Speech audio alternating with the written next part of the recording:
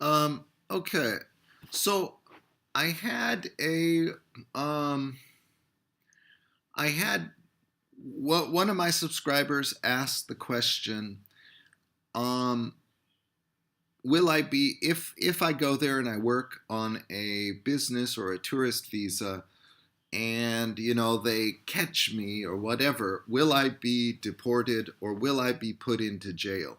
Either or both of those. And she asked me to make a video because she was very nervous about this, etc. Well, just first off, to begin with, I can tell you that the chances of you actually being put in jail for that are slim to none. Uh, really, it's just they don't have an interest in doing that. Okay, um, and there are very, very few people, an extremely small number of people have been deported because they were teaching on an English on a business or tourist visa. And I would say, well, let me first just relay an anecdote. There was a manager at a large adult English school where I was teaching, and it has branches all over China. And one day he called in, he sent a WeChat, he sent a message out to everyone. He said, "Hey, don't worry, everyone, I'm okay. Um, there was just an incident down in the Shukou district, which is part of Nanshan in Shenzhen. And there was this huge party, and about, I think, somewhere in the neighborhood of 20 foreigners were deported. Okay. But what happened, he was among those who were temporarily detained, etc. There was a huge rave, right? There was a rave party with tons of foreigners got together. They were doing drugs, alcohol, dancing. There was music. Everything was going on, here in Shenzhen. This was about a year ago or so. I don't recall the exact date. And there was also quite a there there were a number of different illegal drugs that they were. This is a rave, right? And apparently they were doing marijuana. They had cocaine, all these different things. And many foreigners, at 4 o'clock in the morning, were detained. Apparently hundreds of people were detained, and they were questioned by police. Hundreds were even brought down to the station, etc. Um, and in the result was that the police questioned all these foreigners and some of these foreigners said to them, well, yes, in addition to being at this all-night wild street party under a bridge, I believe it was under a bridge or something shady like that, something that Chinese authorities do not like. And in addition to being there and doing drugs and partying all night, apparently some of these foreigners, in their half-drunken state or their more than mildly intoxicated frame of mind, proceeded to admit and tell these officers, these Chinese police officers, these investigators, that yeah, well, I work at this school. I don't want to cause trouble. Right, great. You've just told me, a police officer, that you're doing something illegal. And so the result is those people were deported. Okay? And they were deported, as I understand it, the vast majority of these 22 were deported because they admitted that they were teaching at schools on work visas or on business visas or on tourist visas, right? And or they were, for example, they were searched. I presume some of them were searched, or the government decided to look. Those officers looked at their WeChat, maybe looked in their pockets, started grilling them, asking them lots of questions, routine police work, right? And they discovered that, yeah, like every day you go to this school or you show up there, this is your friend, how do you know them? Okay, and so they got them on work violations. But see, the problem is here that that's not why they were being deported. The reason they were being deported is because they were running around doing drugs, staying up all night, out in a public place, staying up all night out in a public place, doing something kind of wild. This place probably wasn't authorized to have a huge group of foreigners and Chinese together smoking marijuana, doing cocaine, ecstasy, all that crap that's at those rave parties, etc. Okay, and I'm not trying to put that stuff down. I'm not trying to put down people who do that. I'm just saying that, you know, you get what you pay for, all right? They put their own foot in their mouth, so to speak. But worse than that, what they did was they ran around and acted like jackasses in China. Okay? That does not sit well. And in case you're not aware of this, being involved in with drugs in any way in China not only will get you deported, but that could get you jail time. All right. You may or may not know that it was in 2009 or 2011. I think it was 2009. They executed a British national for taking in heroin to China. They executed him, meaning they apprehended him, put him on trial, convicted him, and then executed him. Okay. Killed him dead. You get the death penalty for dealing drugs in China. Okay. Now, I understand that not everybody gets the death penalty, but now you kind of get it. They're at an all-night fucking drug party, okay? All right? And the Chinese will assume that the foreigners are giving the drugs to the Chinese. I actually asked a bunch of my students about it. And I said, well, what do you think about this? Do foreigners do a lot of drugs? Are foreigners the cause of some of these drugs? Do they give the drugs to Chinese? And resoundingly, quite a few of my Chinese students indicated in the affirmative that yes, they believe that, yeah, well, foreigners are the ones who bring this in.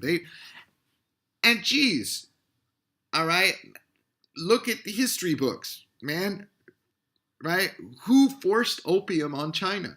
And I don't give a damn about the political correctness, and we can't heal history's wounds now, right? We can't go back and say, all right, well, someone owes something because X and Y happened 100 years ago. That distance is too attenuated, right? Guilt will not flow that far, right? Okay, in any way, shape, or form. Now, but so you get it? All right? If you do stupid shit like that, I'm sorry, I don't want to, all right? And it involves drugs or it's related to drugs or partying and wild sort of behavior, loosey-goosey kind of, this kind of, well, I think you know, this kind of culture, this kind of behavior in China, they will crack down on it swiftly. Okay, and they'll be very serious about it. Okay, businesses can do all sorts of funky stuff. Businesses can monkey around with the tax laws, product quality standards, breaking contracts, reducing the quality of ingredients or materials used in, say, you're manufacturing some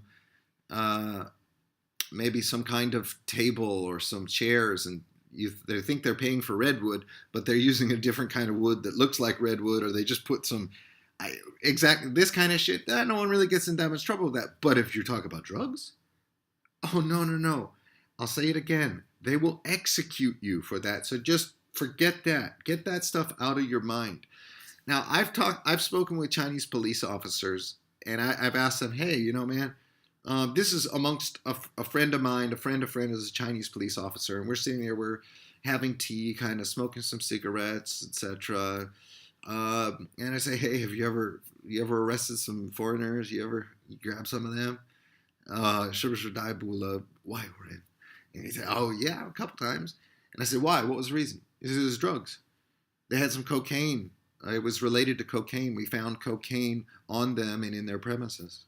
So yeah, they will get you for that type of stuff. Okay. Now, here's the thing. So, let me relay another anecdote, and I mentioned it briefly in another video. There was this English school out in Bao'an, which is a suburb of Shenzhen. Bao'an is one of the districts in Shenzhen, and in a quiet little nice area of Bao'an near a park. The streets in that part of Bao'an, not all of Bao'an, but that part's quite nice and orderly, and good restaurants, there's a beautiful park next to my apartment, and there was an English school with foreigners teaching there, and they were foreigners who come in and out each day. Um, and I knew the owner of that school, and I also knew some of the English teachers, Americans actually, who were working there, and it was across the street from a police station, and nothing ever came of it. It was just like business as usual, people coming in, going out, and all literally right across. If I had a stone, I could have, chucked it across the street and into the front window of the police station. Okay, it was that close. No one ever, and not. I don't mean just a little traffic outpost where some traffic cops are there. I mean a full blown arm of the Chinese state right there. Okay. Uh, you've got to understand the legal system in China doesn't work the way it does in America. Okay. There are no, for Chinese to get foreigners out of China, or any one particular foreigner, or groups of foreigners, or classes of foreigners, or all foreigners. It's something completely within their control, and they can do that with no bureaucratic or legal or court-based or lawyer-based struggles. Okay, I remember I translated a bunch of in the United States. I translated a bunch of documents for a deportation case. I took statements from Chinese people who were in detention. At that time, it was called the Immigration and Naturalization Service. They've changed the name of that government department, and it merged with another one. But at the time, it was called the INS. And so I translated pages and pages of Chinese, from Chinese into English, and these documents were submitted to the immigration court, and they were viewed. But at any rate, the point of that is I became familiar with all of the different levels of appeals and motions, and then even further appeals to federal court. If you lose an immigration court, you could go further to, I mean, it really, and it was at least 8 months of wriggling and wrangling. And this Chinese national who was in the United States illegally,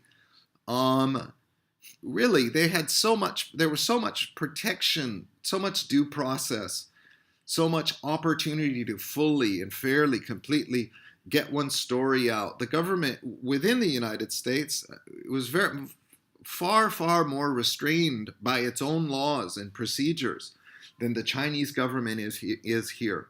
So they're not threatened by any foreigners working illegally here, really, because at any time they can get them. There's no problem for them to get them out, okay, and do away with them, okay.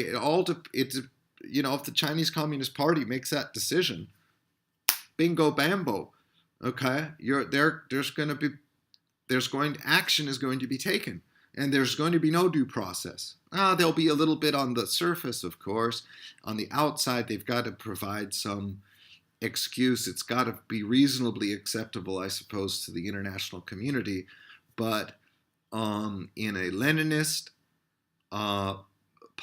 political system, a two-tiered party state, where you have the party on this side and the state here, and the party is a pyramid, right? A hierarchical pyramid, top-down control, appoints every person within the government departments, and the party sets the policy for all those government departments, and they will decide what happens with foreigners, and they don't need to worry about all that. So if they're deciding to enforce the laws in a particular way, that's China's choice. China has their choice about those things, and China will do it the way China wants to do it, right? And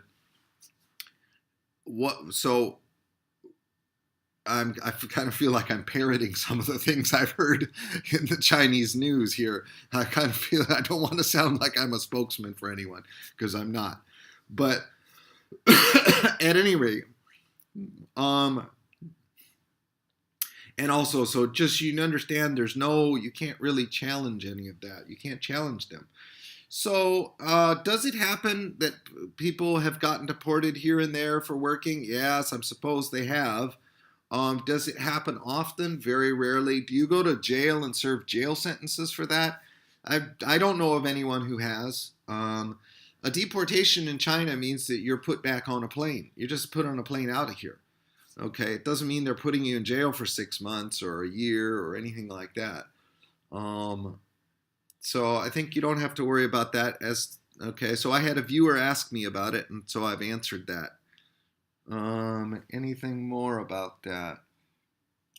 Ba, ba, ba, ba, ba. Oh, yeah. Just look at the numbers. There are, at a minimum, 50,000 or so people. It could be upwards of 150,000 people here already teaching English on those visas, anyways, at all different levels. Not in government funded, as far as I know, not in government schools, like public schools. Okay, they're not there. You won't if you don't have a degree and you're here illegally, they won't you will never do that. Okay, you'll never do that inside a government owned and controlled school. And there are a lot of them. Salaries aren't that great, but you won't get those jobs. So don't even that's not going to be a question. Okay, actually, I suppose you could probably fill in here and there, but whatever. Why would you do that? There's private training centers. Those are the ones that give all those jobs to the people who just here on tourist visas, just here on business visas, right? They're the private uh, businesses. You know, they might be big businesses, um, uh, teaching adults, teaching kids, etc. Those are where the good salaries are. Those are the jobs that actually most people want. Um, but yeah, so they're not going to deport 100,000 people. What they do is I don't see that happening, because they don't want that. They don't actually want that. They want their populace to be familiar with English. They want them to be able to sell their products. They want them to be able to go out into the world to push their business interests out into the world. It's a policy stated by the Chinese Communist Party, and it's a directive to businesses, and that is, and I'll translate it, it's 走出去, the going out, the going outward, okay, going to Africa, setting up subsidiaries there, doing infrastructure deals, getting access to natural resources, going outward, okay? And to do that, you need to be fluent in English. You need to be fluent in even Portuguese. And that's what they're doing. So they don't want to do that, okay? They don't want to deport all these people.